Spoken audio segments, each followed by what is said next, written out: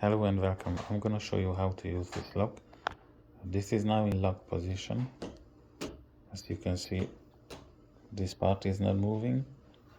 So first you have to wake her up, push one number, and then you have to put the combination that I gave you. And then you have to put this at the end of the password. So this is how it's gonna open. As you can see, the light turn green. You're gonna hear a small buzz, and then you can push it down, pull back this part, and then when you listen the second buzz, that means the door is locked again. So wake it up, the password you get,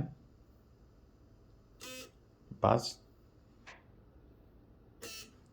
If second buzz, you don't have chance to open, so you have to be quick.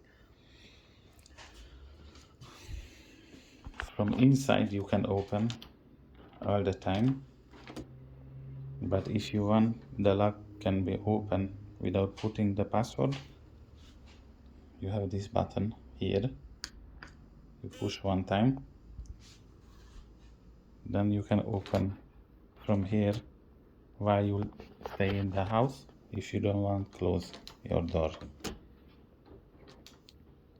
So you don't have to use the combination all the time.